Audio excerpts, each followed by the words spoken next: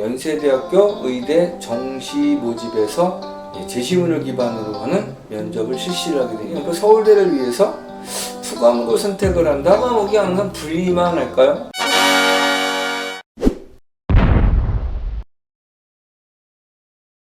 안녕하십니까, 홍성윤 선생님입니다.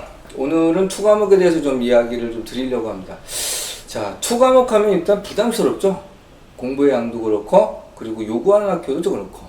자, 일단은 투과목에 대한 유불리를 먼저 말씀드리고, 올해 약간 변화가 생겼죠. 연세대학교 의대 정시 모집에서 제시문을 기반으로 하는 면접을 실시를 하게 됩니다. 자, 그러면 투과목을 선택하는 것은 부담스럽다. 맞습니다. 부담스러운 이유를 좀 드려볼게요. 첫 번째는 서울대만 제시를 하고 있거든요. 그 서울대를 위해서 투과목을 선택을 한다? 약간 불리하죠, 사실.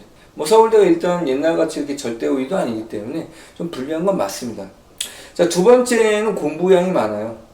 일단 과학 선생님들하고 말씀을 나눠보게 되면 많게는 뭐 3배, 일반적으로는 2배 정도 차이는 난다고 합니다. 그렇기 때문에 공부량이 상당히 차이가 난다는 부담감이 좀 있습니다.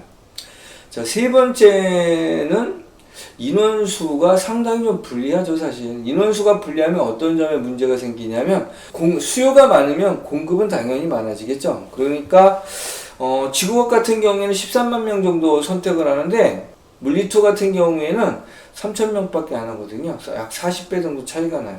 자, 그러다 보니까 수요가 적으면 자연히 공급이 적어지겠죠. 그러니까 수업을 하는 선생님이 적게 돼요. 그러다 보니까 자료가 적다는 문제점이 발생을 합니다. 그리고 인원수가 많다는 것은 얻어 걸린 아이들부터 시작해서 의도했던 친구들까지 점수 스펙트럼이 상당히 넓다는 거죠. 자, 그런데 의도해서 시험을 본 친구들이 점수가 안 나올 수도 있거든요. 뭐 의도하지도 않았는데 얻어 걸려서 점수가 상당히 잘 나왔을 경우에 그 점수가 진짜 잘 나오는 경우도 있거든요. 그럼 의도했던 친구들을 넘어가는 그런 또 의외의 경우도 발생할 수 있기 때문에 분리하게 됩니다. 자, 그러면 이렇게 보면 투과목이 항상 분리만 할까요? 그렇진 않아요, 사실은. 투과목은 목적이 좀 확실한 친구들이 대부분 하잖아요. 최상위권 아이들. 예, 투과목을 하면 좀 유리한 점도 있어요. 어떤 점이 유리하냐면 첫 번째로 논술상에 유리한 점이 있습니다. 일단 논술이 수학하고 과학을 선택을 하게 되는데 그 과학이 원투를 분리하고 있지 않아요. 그러다 보니까 투과목을 선택을 하면 논술을 하는데 약간의 유리한 점이 있습니다. 예를 하나 드릴게요. 경희대 한의대의 시험을 봤는데 수학과 생명을 선택을 했어요. 이때 수학은 다 맞았고요. 생명은 거의 다 맞았는데 투과목과 관련된 내용에서 공부가 안 돼 있어서 그 문제를 틀렸습니다. 자, 그래서 많이 틀린 것도 아니기 때문에 예비 4번 정도까지 됐거든요. 근데 예년 같으면 예비 4번까지 돌았죠. 근데 작년에 좀 특수한 상황으로 1번밖에 안 돌았어요. 그래서 틀렸습니다. 만약에 그 문제까지 맞췄다면 최초 합으로 훨씬 더 안정적으로 들어갈 수 있었을 것 같아요. 이런 변수를 만들어낼 수도 있다는 겁니다. 자, 그런데 올해는 두 번째로 변수가 상당히 큰 변수가 생겼습니다. 자, 정시 전형의 특징은 단계별 전형이 아니기 때문에 대부분 한 판의 승부가 나요. 실수를 많이 할 수 있는 방법도 없죠. 자, 그런데 연세대학교 정시 의예과 모집에서 단계별 전형을 실시하기로 했습니다. 그리고 단계별 전형에서 2.5배수를 뽑아요. 의대가. 44명이니까 110명입니다. 그럼 70명이나 많죠. 이 70명이라는 인원은 극상위 상황에서는 상당히 의미가 큰 인원수예요. 그만큼 인원수가 적기 때문에 자, 그 70명이라는 인원이 다시 한번 기회를 가질 수만 있다면 역전할 수 있는 그런 드라마가 발생할 수 있다는 거죠. 대부분의 의예과는 면접 전형이 인성 면접이에요. 그래서 패스냐 넌패스냐를 구별할 뿐이지 그것이 점수화돼서 가산점으로 작용하는 그런 부분은 없습니다. 그런데 이번에 연세대학교는 첫 번째로 제시문을 기반으로 하는 면접입니다.